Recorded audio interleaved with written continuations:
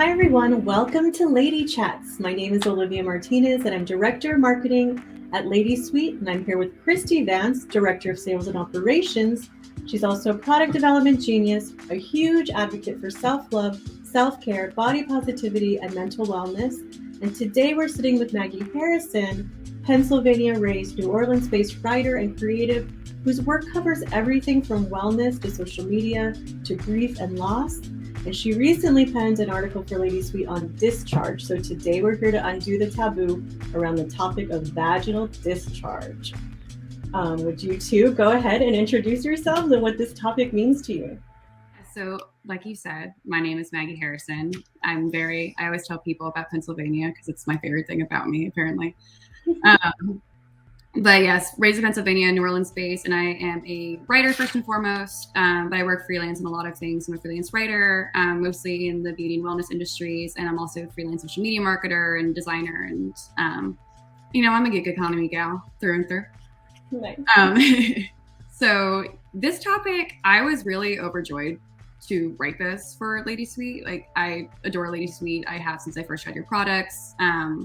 I have a lot of love for your company and what y'all do, and especially to me, the conversations that y'all start. And the topic, like even saying vaginal discharge, like the room will go quiet if you say it, or it's something, it's like you don't even want to, like, remember growing up, especially when I was younger and not like super like affirming my sexuality and, being a woman in the world. And it was like the things that you feel uncomfortable, like whispering in the doctor's office. It's one of those kind of things. And also I think because there's a lot of, when we can't talk about something, it's really hard to actually get information about it. It's really hard to connect with other women on it because we're just like literally not talking about it. And also so much of the time we just don't know.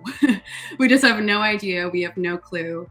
So I think for me, even like the simple act of writing about something that is, I mean, of course, me being a woman, being a person with a vagina in the world, being able to help share that information, but not even, I mean, yes, share information, but also just being part of having the conversation so that women can start to go to their doctors and ask questions and maybe, seek out resources, and to be able to start that ripple effect, I think is a really special thing. And it's just important to me to know about my body because, I love her and I want to take care of her. I agree with all of that. Like Olivia said, I'm Kristi. I work in sales, operations, and product development. This topic is huge for me personally. I was raised by my dad, and the closest woman in my life that I felt comfortable talking to about these topics, which I didn't even feel comfortable, was, I believe she was in her 70s at the time, my grandma, who was basically like my mother figure and helped raise me.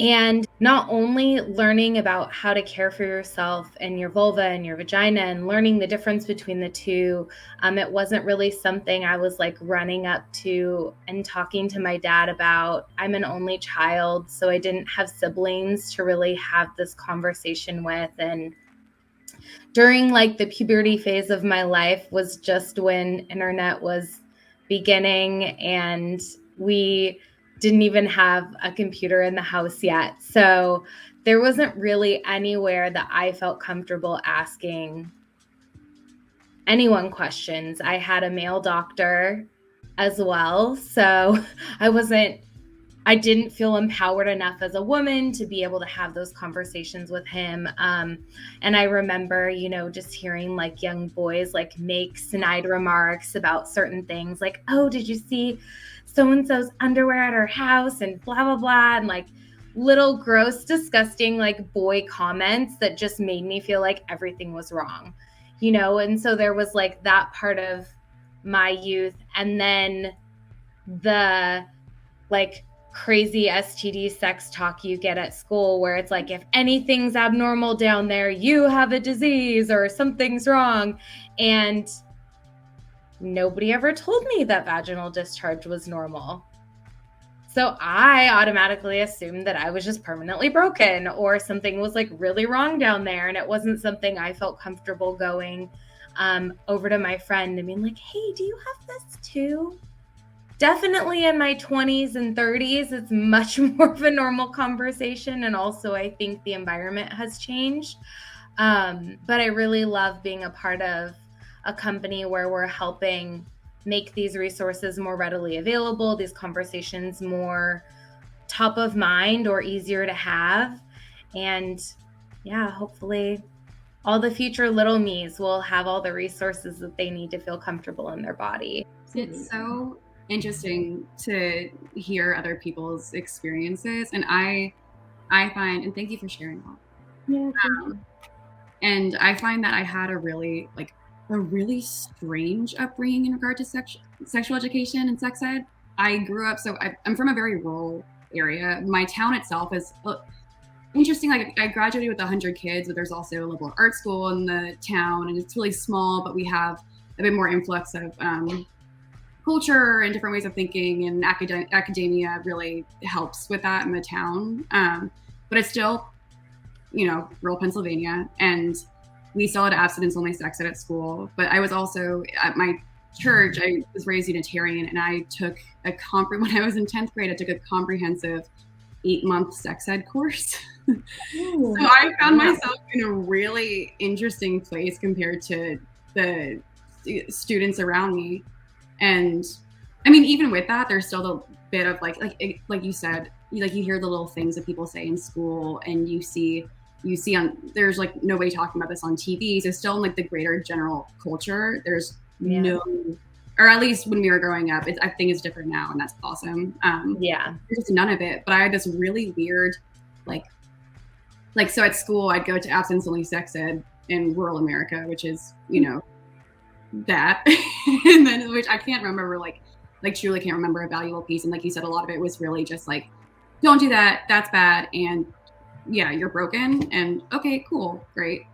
But then I would go to church on Sunday, and we'd have in-depth talk about literally anything, sexuality, bodies, sensuality, and it was a lot. It was 8 months long, but it gave me a lot of really valuable tools and resources. But then I had to get to school. I mean, this is stuff I've been doing for so long. Like my senior project was about disparities in sex ed, because I was like, it's crazy that I know all this information and y'all don't have that information. And it's I could see how impactful it was on especially the mental health of boys and girls and all genders.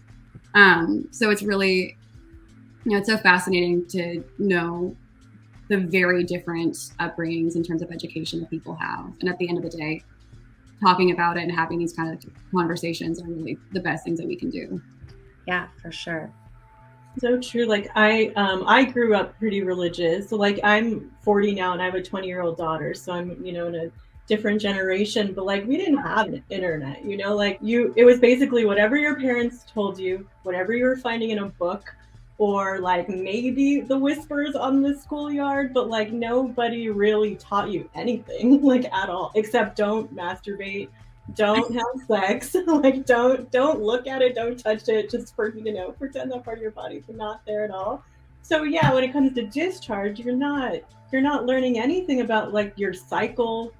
I mean, now I feel like it's a whole new paradigm available to even think it's possible to track your moods and your cycle and everything as a whole, and we're just somehow missing this information. My daughter's Gen Z, but it's still not comfortable. It's still not running around talking about vaginal discharge and what is normal and what isn't. Overall, as much as we're breaking the barriers, ultimately brand new that we're actually having these conversations and trying to bring it to the forefront. It is amazing to see it changing, and to see the internet in itself has given us so much information, right? You can find out anything, but then you also get mixed, confused information too that isn't always clear, and it's still not, it doesn't feel personal. It doesn't feel like it helps you warm up around these subjects and really embrace them in any real way. So yeah, I really appreciated reading your article.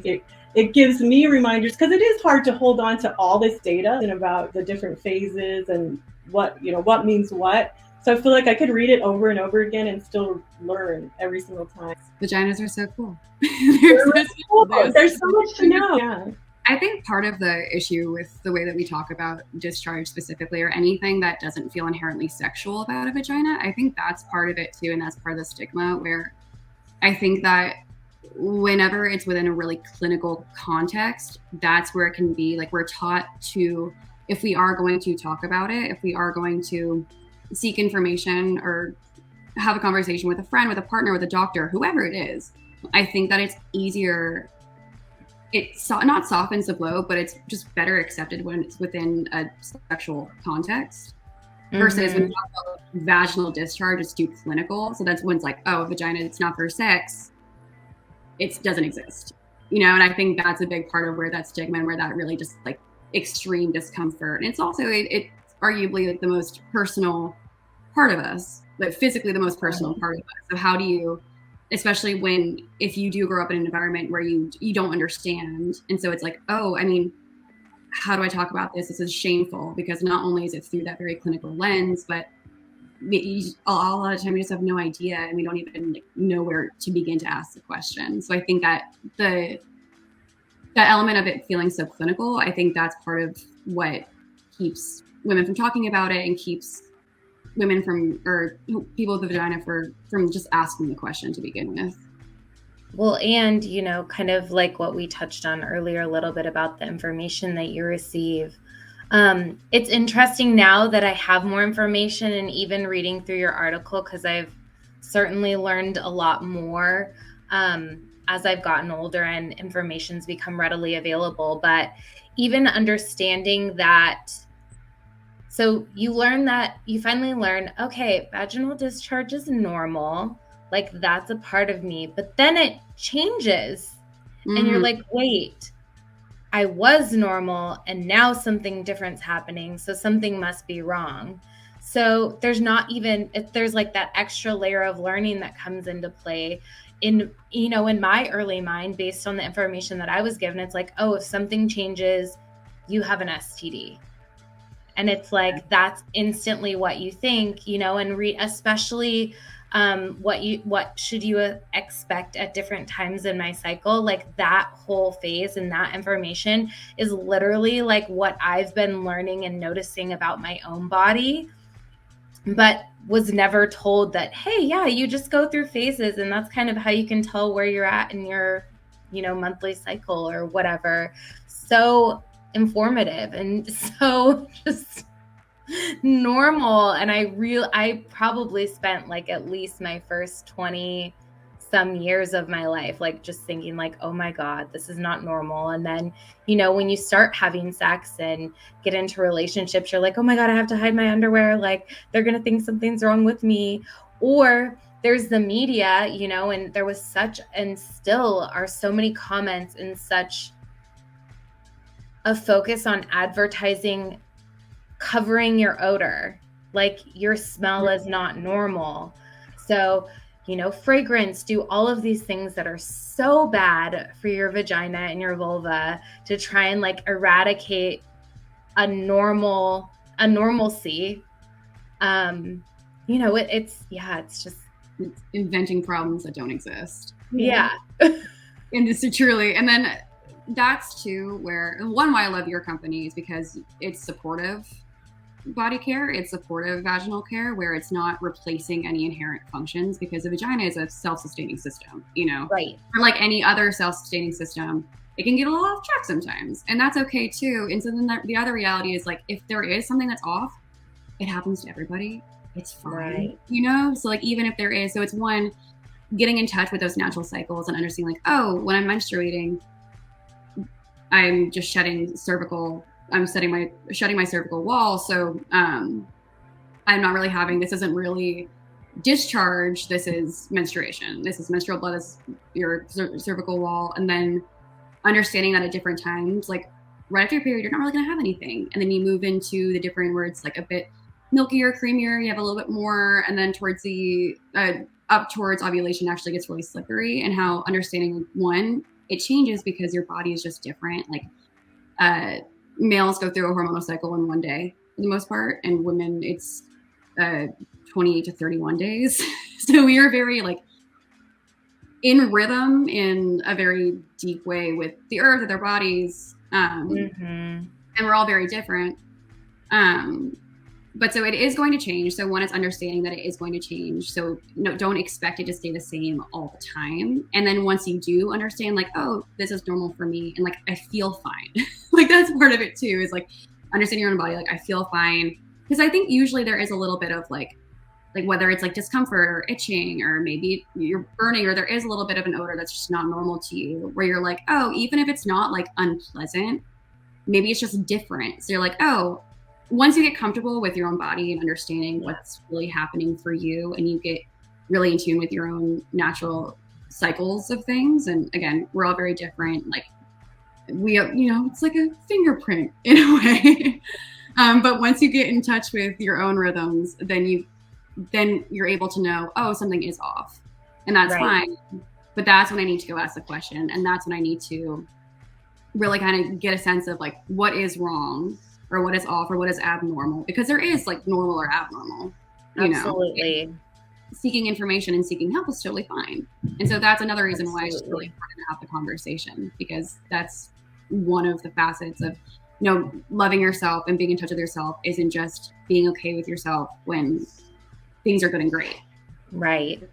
That's part of the whole thing around Lady Sweet too, is that by actually having a system, self-care, intimate care routine, that you start to learn things, you start to pay attention, you start to look, you start to touch, you start to, be able to identify those differences, like what it is to be normal and then what it is when you're off. I feel like, wow, I really just did not pay attention to this part of my body. Like it wasn't there. Or was there only related to sex? Or was there only related to shame?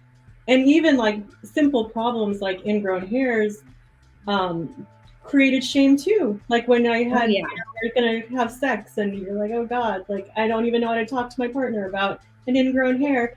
Yet I also didn't feel comfortable enough seeking real solutions for it either. So it's, I guess, where there's unknown, there's fear, and then there's fear to ask the questions to get out of the unknown, and you're just in a, you're stuck. It's just cycle. Yeah, it's just a cycle. Well, and that spiral too kind of sends you more and more just isolated, because there's a difference between like sitting with something or sitting yourself and being isolated, and that's where just lack of information and stigma and lack of comfortability, that is isolating. And then that furthers the, those like negative voices that you've been taught, that furthers that in your head, because nobody's even like telling you, like, if you don't have the tools and information, how do you tell yourself that it's not true? And if you can't talk about it to anybody, how do you let that out? And they just kind of sit there and simmer, and then you just it's really lonely in a way. Yeah, it's really true.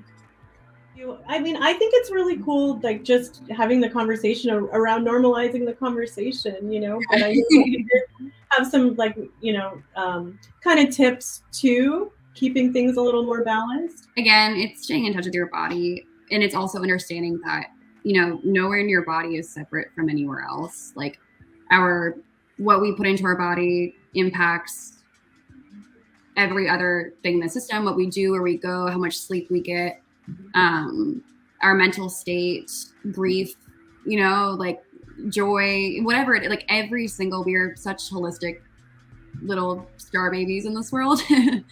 And every different part of us is communicating with the other thing. Like the human body is like it's really simple in how like, well, it's like, it's super complicated, but at the end of the day, it's so uniquely and beautifully built that it all comes together into really just, the most profound things are very simple, and that's a lot of life. Not to get too deep, but our bodies are really cool, and our cells are like these incredible little, or even like the different systems in our body, they're so intricate and elaborate. They're like these incredible 5-star chefs, but like you can't not give a chef the ingredient that it needs and expect it to like all be fine and good. So there are a lot of different, and that's all comes down to, like, I never tell people, like, I don't tell people what to eat, except like when it comes to your vagina and its bacterial system, like probiotics are good, whether you get them through a pill that you like, whether you get them through food. Probiotics are great for maintaining the pH balance in your vagina, and throughout your reproductive system. That's something that really affects the way that something feels or smells. And it can just be, it might not be like the root cause, but it could be just a manifestation of a deeper issue or something else that's going on. But really, one, paying attention to yourself and knowing what works for you, which sounds like the most basic advice in the world. But again, a lot of the most wonderful and simple thing, or some of the most wonderful solutions are really simple. And it's not really that simple because it is always, I think we all know it's a journey to kind of get in touch with ourselves on whatever level. But paying attention to what works for you. If there's something that tends to throw your pH off and cause some sort of weird smell or any sign of abnormality that you can tell is repeating, if you're not drinking enough water and you get recurring UTIs, like you should probably drink more water, So I think that, maintaining a pH balance is a lot of it has to do with lifestyle, but again, that's what works for you. And I think too, it's such a weird thought, but our body is made of so many systems of just really cool bacteria who are like little worker bees just living and breathing and making sure everything is right. So it's just making sure we're getting all of the things that they need. And there are incredible tools too. It's more than lifestyle. It's more than what you eat, more than what you do. But again, things like stress can really impact your vaginal microbiome, just like they can impact your gut microbiome. And if there's something else that's off in your body, that can also manifest somewhere different. But then there's also really wonderful tools. So while there is a lot, mentally and physically to think about, there's also things like the wonderful probiotic wash that you'll offer that is lovely. I use it myself. It is excellent. And something like that, which, it's not a douche. Like I urge everybody not to do that. Yeah. Am I allowed to say that? Yes. Okay. I'm not a doctor, but please, I urge you not to do that. Yeah. Your probiotic wash is excellent because again, it's something that is supportive. It is nurturing. It is giving, because again, like your bacteria, your cells, they are these incredible 5-star chefs, but you need to actually give them, a proper environment. Like you can't, like if you tell somebody to go to work and they go to the office and it's horrible lighting, it's terrible. Your boss is awful. You don't like them. Your coworker just like is coughing all day, all the time, and your other coworker is annoying. Like if you don't like, you're still a good worker. You'll do the best job that you can. But if you go into work and they give you crab cakes for lunch and your boss is amazing and you love your coworkers are like family, like you're gonna do an even better job because you're given the optimal environment and the optimal resources. And a lot of that, again, I will say a million times, I'll say it till I'm blue in the face, it is what works for you. There's no one size fits all for everything, but incorporating, whether you do it often, whether you do it situationally, incorporating something like a natural probiotic wash that is bacteria supporting, helps to feed good bacteria, helps to kind of nudge bad bacteria, go away, and helps to balance out that pH. It's awesome. And that's something that I definitely encourage people to use as a tool. And again, just kind of getting back into routine and saying, what's different? Did I change something? And it's a weird journey sometimes to figure out what works for your body. But then once you get it, it's like, you just know. Well, tell us more about this 8-month sex ed. 8 months. Yeah, in church. This is fascinating to me. Yeah, so I grew up, Unitarian Universalist it's technically a religion, but it's a non-denominational religion, so it's a religious community. So a lot of people, like my mom will say that she's a recovering Catholic. My dad grew up in a bunch of different things, and, we technically have like 10 tenets, but it's basically like, don't tolerate intolerance and like be kind and do good and all nice things, but it's a super open environment. Like I remember multiple times, again, it's a very rural area, so there are multiple times that somebody who was in a marginalized community saw our church on the side of the street, saw that we were in session, and stopped in and asked to like go to the bathroom or get some water or something because they knew that it would be a safe environment. And the 8-month sex ed was awesome. I didn't get to be taught by Bill Stanton, but the second group that went through, my brother's group who went after us, Bill Stanton is the first sexologist in the country, and was like tenured at UPenn. Like he just retired from UPenn after like years and years of teaching. So he's an awesome resource to have around at the church. It was really cool. Like we went through, because it wasn't just like sex, and that was a really important part of it. It wasn't just sex and STDs, which is what you generally get in school, kind of. Like in school, like it was so weird because like in school, like my teacher literally verbatim said, clothing implies consent.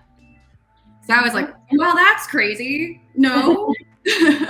But that's literally being said in school. But then I go to church and it was like, it's absolutely ridiculous. Absolutely not.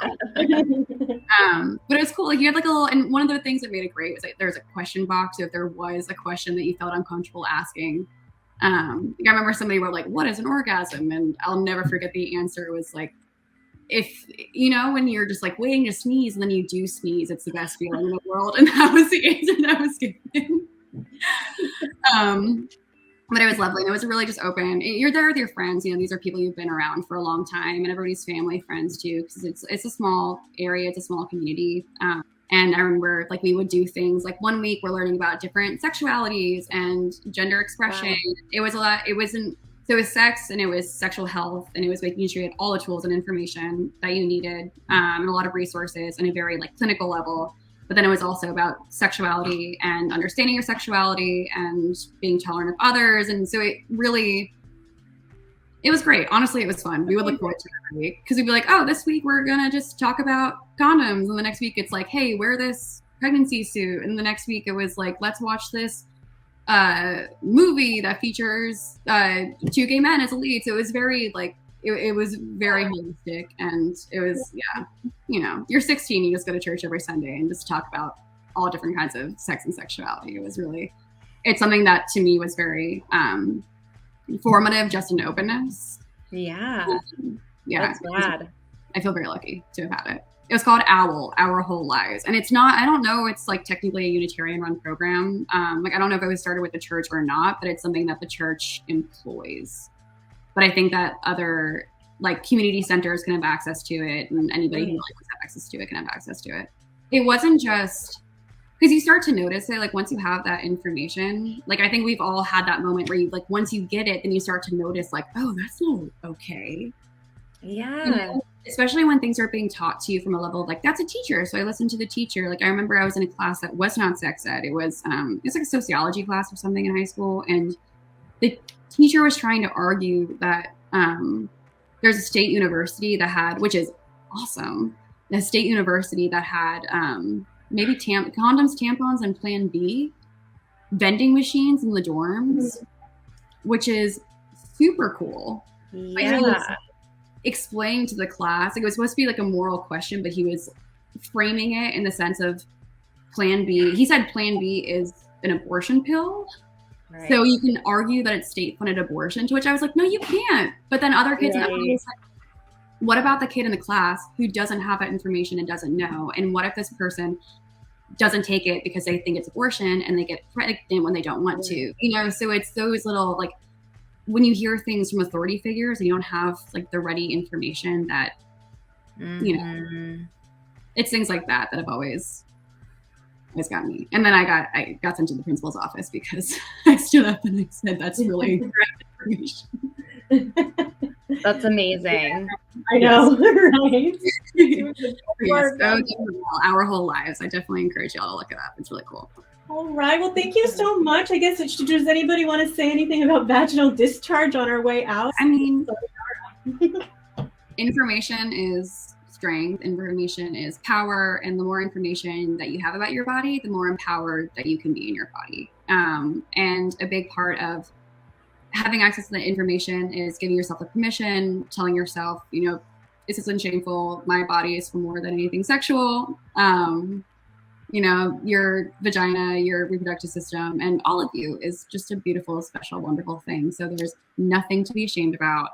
Just say the words. If you're uncomfortable with it, just say it over and over again to yourself in your room until it doesn't feel like whatever it felt like before. Yeah. Your body is really cool. And everything, including vaginal discharge, is special and important. And you deserve to speak, or you deserve to seek information. Love it. Absolutely. How about you, Kristi? Any closing words? My final thoughts on vaginal discharge would be get to know yourself, get to know your cycle, know that just because something is different doesn't mean there's anything wrong with you. We're all our own unique thumbprint, as Maggie said. And I just think, the more you take the time to get to know yourself, the more you'll know when things are right, when things are wrong. And when things are wrong, don't be afraid to ask questions or seek help. Yes, absolutely. And I'll close out with a quote from Maggie's blog.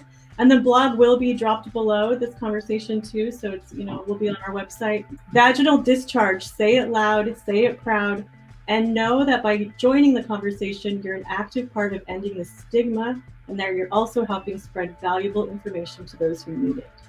Thank you so much, Maggie. We really appreciate having you, and both of you. Thank you so much for lending us your voice. Thank y'all. This was so fun. I adore you, and I am very, very happy to be here. Yay, vaginal discharge! Say it.